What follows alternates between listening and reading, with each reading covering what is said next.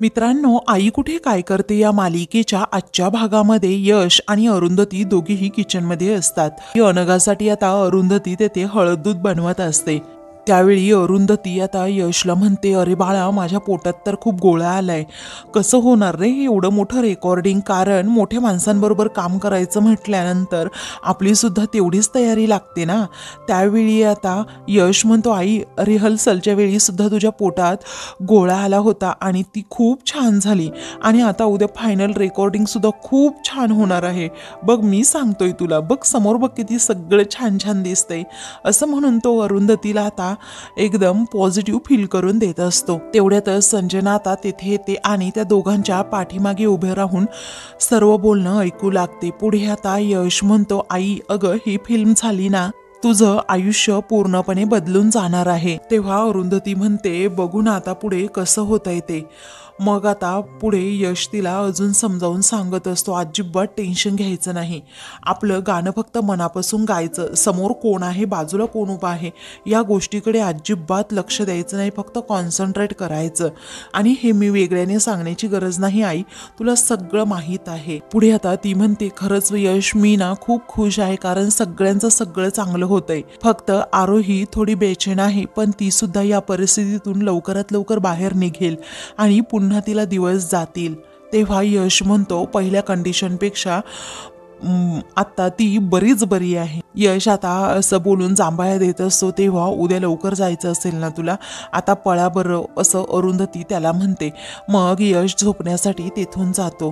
अरुंधती म्हणते, अगोदर आता ना मी अनघाला दूध देऊन येते, असं म्हणून स्वतःसाठी जे गरम दूध तिने झाकून ठेवलेलं असतं ना, ते दूध आता ती तेथेच ठेवते. त्यानंतर अरुंधती जेव्हा अनघाच्या रूममध्ये जाते तर संजना लगेच किचनमध्ये जाते. अरुंधतीने स्वतःसाठी तेथे गरम दूध झाकून ठेवलेलं असतं. वेळी ती तो दुधाचा ग्लास हातात घेत म्हणते, अरुंधती, अगं, उद्या तुझं फायनल रेकॉर्डिंग आहे ना, तुझा आवाज खूप सुंदर आहे, पण तो आवाजच उद्या जर निघाला नाही तुझ्या गळ्यातून तर मग कसं होणार? उद्या सगळी मेहनत वाया जाणार, तो प्रोड्युसर चिडेल आणि मग उद्या तुलाच काय, तुझ्या मुलाला सुद्धा तो कामावर ठेवणार नाही आणि तू आयुष्यामध्ये पुन्हा कधी गाऊच शकली नाही तर अजूनच मजा येईल. त्यानंतर आता ती विचार करते, कोणता पदार्थ बरं या दुधामध्ये घालावा. मग आता ती ते खूप काही तिथे शोधू लागते. मग आता तिथे एक पावडर असते. त्यावेळी आता ती म्हणते, या पावडरमुळे तुला खूप त्रास होतो ना, आता बघ, तुझ्या दुधामध्ये हाच पदार्थ मी घालणार आहे, हीच पावडर मी घालणार आहे, असं म्हणून ती पावडर ते दुधामध्ये टाकते आणि म्हणते, आता या पावडरमुळे ना तुझा आवाजच उद्या तुझ्या कंठातून निघणार नाही, मग बस बोंबलत, असं म्हणून अरुंधती विरोधात तिने खूप मोठा आता प्लॅन केलेला असतो.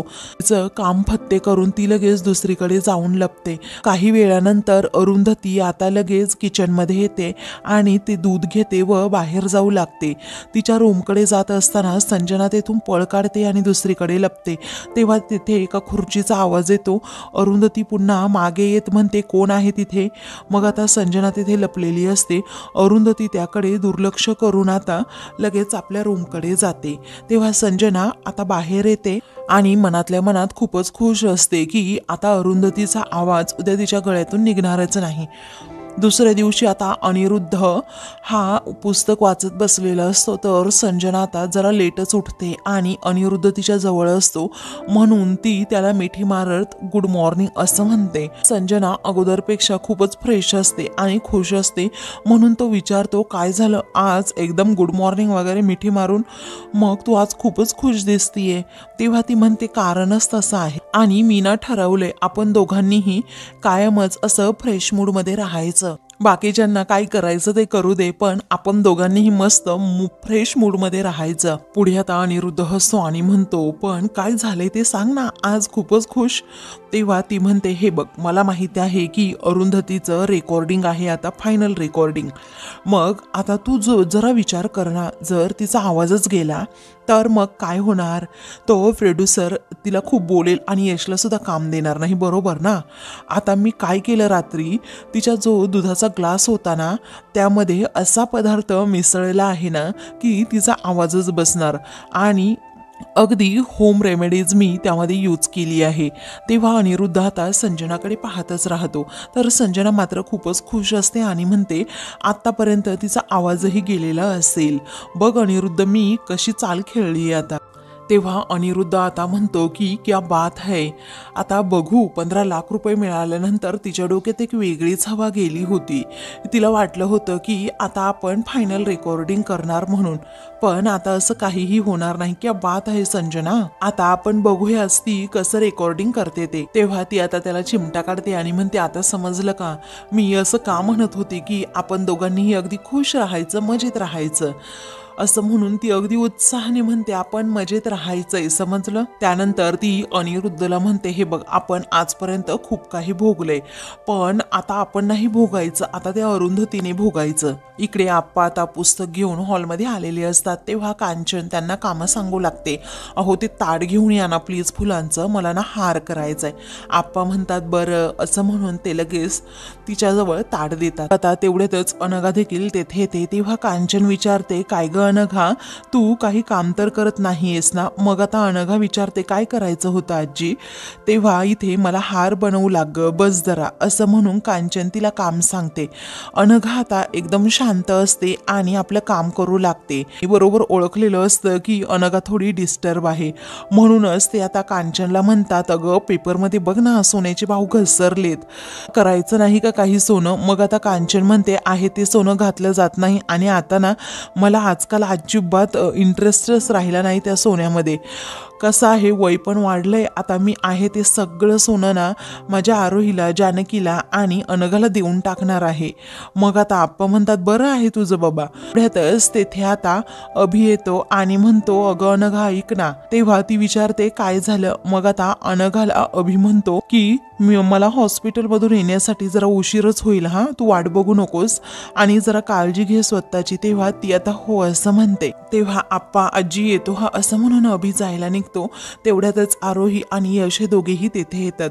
अभिला आता जात असताना आरोही अडवते आणि म्हणते थांब ना अरे अभि दादा, मला तुझ्याशी आणि अनघा बरोबर जरा बोलायचंय. तेव्हा अभि म्हणतो बोल ना, तुला काय बोलायचंय. तेव्हा अभि आता शांतपणे म्हणतो जानकीला दत्तक देण्याबद्दल बोलत असेल ना तू, तर आपण त्याची प्रोसिजर लवकरात लवकर सुरू करूयात, काळजी करू नकोस आरोही तू. अगं आरोही, आम्ही आमचा निर्णय बदलणार नाही आहोत, त्यामुळे तू अजिबात काळजी करू नकोस. आता ते अनघा म्हणते हो आरोही, आम्ही शब्द दिलाय ना, तो अजिबात मागे घेणार नाही. आम्ही जानकीला तुझ्या पदरात तर घालणारच आहोत आणि मला खात्री आहे की तू माझ्यापेक्षा सुद्धा एक चांगली आई होशील. तू जानकीची काळजी घेशील आणि तिच्यावर खूप प्रेम करशील. अगं कदाचित माझ्यापेक्षाही जास्त, असं अनघा अगदी शांतपणे बोलत असते, पण तिला अगदी असं दाटून आलेलं असतं. ती आता रडत असते, पण हसण्याचं फक्त ती वरवर दाखवत असते हे सर्वांना आता समजत असतं. तेव्हा आरोही म्हणते अगं मी तुझ्यापेक्षा कदाचित चांगली आई होईन ग, परंतु तुझं काय ग अनघा, तू जानकीशिवाय राहू शकणार आहेस का. तेव्हा अनघा आता हसते आणि तेथून उठते, म्हणते की आरोही अगं राहू शकेन. त्यावेळी आता आरोही अनघा समोर येते आणि म्हणते अगं रागाच्या भरात मी काहीही बोलत होते. तू अभिदादा सगळ्या गोष्टींसाठी अगदी तयार पण झालात. तुम्ही जानकीला मला देऊन टाकायला तयार झालात. अगं स्वतःच्या काळजाचा तुकडा तुम्ही मला दत्तक द्यायला तयार झालात. अगं ही कल्पना सुद्धा किती भयानक आहे Anagha. I am sorry Anagha, मी तुला खरंच ओळखू शकले नाही आणि तुम्ही जरीही तुमचा निर्णय बदलू शकला नाहीत ना, तरीही मी माझा निर्णय बदलणार आहे. तेव्हा आता सर्वजण आरोहीकडे खूप कौतुकाने आता पाहत असतात. मग आता पुढे आरोही म्हणते मला जानकीची आई नाही तर काकू म्हणूनच राहायचंय. तेव्हा अनघाला आता काय करावं हे सुचत नाही.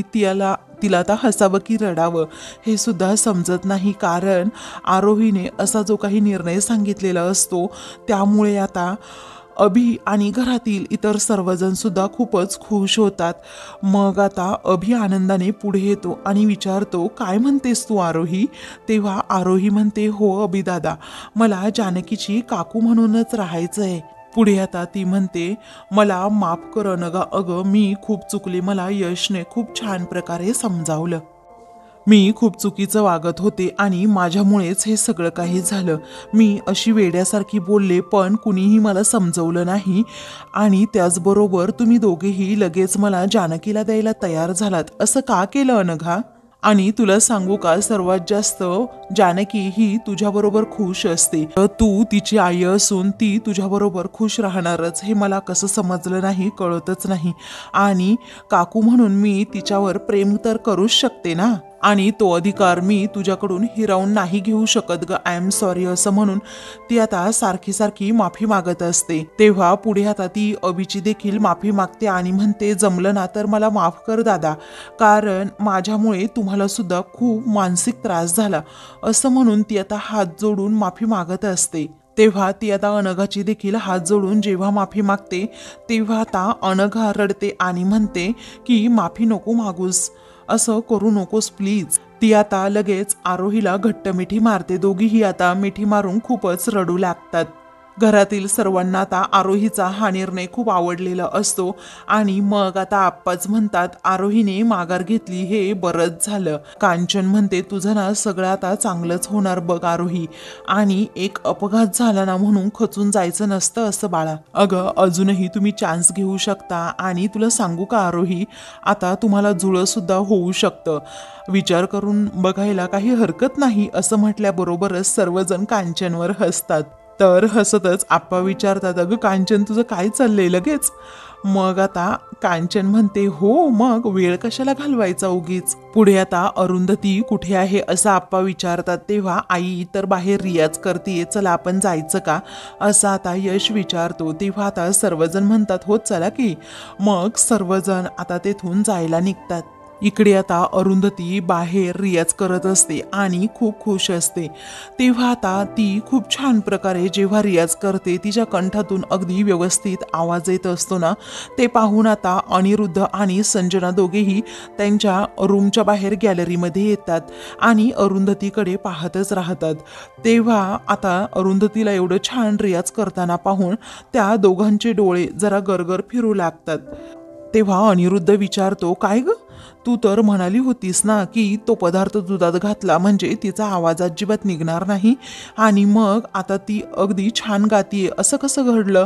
मग आता ती म्हणते, काय माहीत तरी असं कसं झालं, पण खरंच मी तिच्या दुधामध्ये तो पदार्थ घातला होता, पण हिला काहीच कसं झालं नाही. तेव्हा अनिरुद्ध विचारतो, काहीच कसं झालं नाही म्हणजे असं कसं? अगं फक्त त्याचा ना उलटा इफेक्ट झाला, कारण त्या अरुंधतीचा आवाज तर अजून मोकळा झालाय.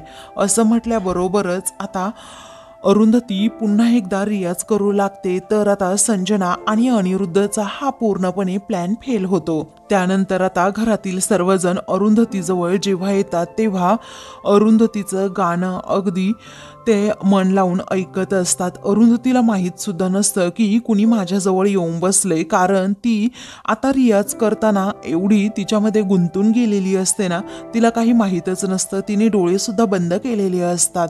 तिचं लक्ष फक्त गाणं आणि गाण्याकडे असतं. काही वेळानंतर आता संजना आणि अनिरुद्धचा पूर्णपणे जळफळाट होतो, कारण त्यांच्या प्लॅनचे आता 12 वाजलेले असतात. काही वेळानंतर अरुंधती आता डोळे उघडून पाहते तर समोर सर्वजण आलेले असतात आणि म्हणूनच ती म्हणते, अरे तुम्ही सर्वजण आलात. त्यावेळी आता आप्पा म्हणतात, अगं हवेमध्ये गुलाबी थंडी आणि त्याचबरोबर इथे तुझं हे आम्हाला मंत्रमुग्ध करणारं गाणं, मग बघ कशी बहार आलीये. असं म्हणून आता आप्पा अरुंधतीच्या त्या गाण्याचं खूप कौतुक करत असतात.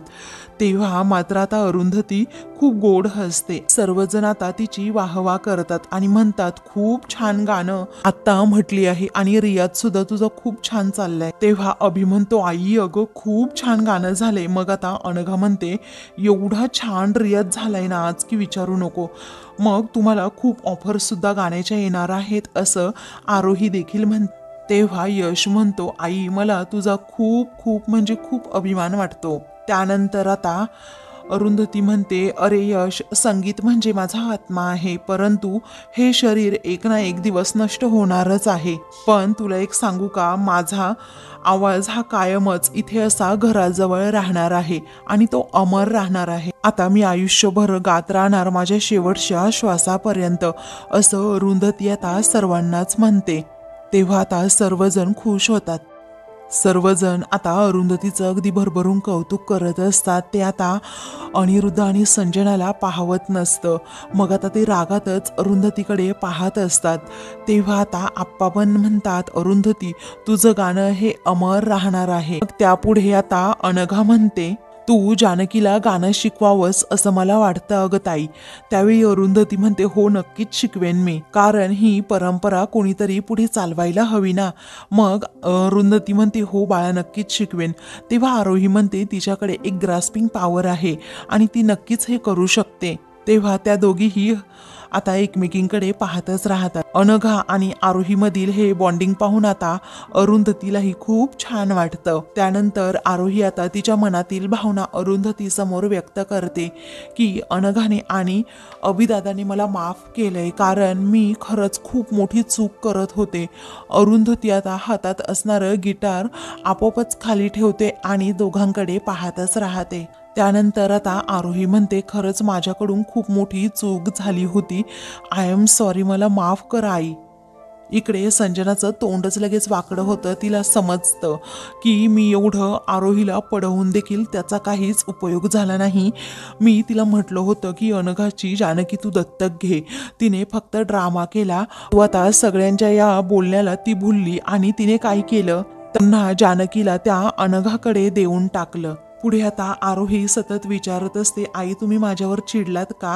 आता अरुंधती म्हणते, नाही बाळा, आई कधी आपल्या मुलांवर चिडते का, नाही ग. आणि राग आला तरी ना तो तेवढ्या पुरताच असतो. शेवटी आपल्या मुलांचं भलं व्हावं ना हीच एका आईची इच्छा असते. आरोही, अनघा तुम्ही दोघीच या घरच्या सुना आहात. आता इथून पुढे एकमेकींना अगदी धरून राहायचं. हे घर एकत्र बांधून ठेवणं हे फक्त आणि फक्त तुमच्या दोघींच्या हातात आहे. तेव्हा अरुंधती त्या दोघींकडे खूप कौतुकाने पाहत असते आणि आप्पांना म्हणते, आप्पा आता सगळ्यांचं सगळं चांगलं होतंय. आता ईशा आणि अनिशने सुद्धा एकत्र राहण्याचा खूप मोठा निर्णय घेतलाय. त्यांचा संसार आता अगदी सुखाचा होऊ देत. माझे आशीर्वाद तर त्यांच्या पाठीशी कायमच आहेत आणि आपली मुलं सुखात असावी असं प्रत्येक आईवडिलांना वाटतं. अरुंधती आता भरभरून आता सगळ्यांचंच कौतुक करत असते, आरोहीचं खास करून. त्यामुळे आता यश म्हणतो, आई अगं आता सगळ्यांचं सगळं चांगलं होतंय, नस तुझा आवाज आता अगदी छान लागतोय. त्यावेळी अरुंधती हसते आणि म्हणते, हो रे, एका आईला अजून काय हवं असतं. मुलांचा संसार अगदी छान चाललेला तिला फक्त पाहायचं असतं. तेव्हा आता तिला समजलेलं असतं की जना आणि अनिरुद्ध माझ्याकडे पाहत आहेत, म्हणूनच ती आता म्हणते, अरे देवाची कृपाच म्हणायची, माझा आवाज अजूनही चांगला आहे. कारण तुला माहिती आहे का, काल रात्री दुधात कुणी काहीतरी टाकलं होतं असं म्हणून ती त्यांच्याकडे पाहतच राहते. इकडे संजना आणि अनिरुद्धला धक्काच बसतो. अनिरुद्ध आता अरुंधतीकडे पाहतच राहतो तर संजना जरा घाबरते. पुढे हसतच अरुंधती विचारते, पण आवाज हा नेहमीपेक्षा खणखणीत लागला होता ना रे. मग आता यश म्हणतो, हो ना आई. पुढे आता संजना अरुंधतीकडे पाहतच राहते आणि तिच्यासाठी टाळ्या वाजवते. घरातील सर्वजण म्हणतात, हो आवाज तर नेहमीपेक्षा अगदी खणखणीत आणि फ्रेशच लागला होता. तर आता मित्रांनो, पुढील भागामध्ये यश आणि अनिरुद्धमध्ये खूपच भांडणं होतात. तेव्हा आता दोघेही एकमेकांच्या अंगावर जणू शत्रूसारखे धावूनच जातात. तेव्हा आता घरातील सर्वजण हे पाहतात आणि त्यांना जबर धक्का बसतो.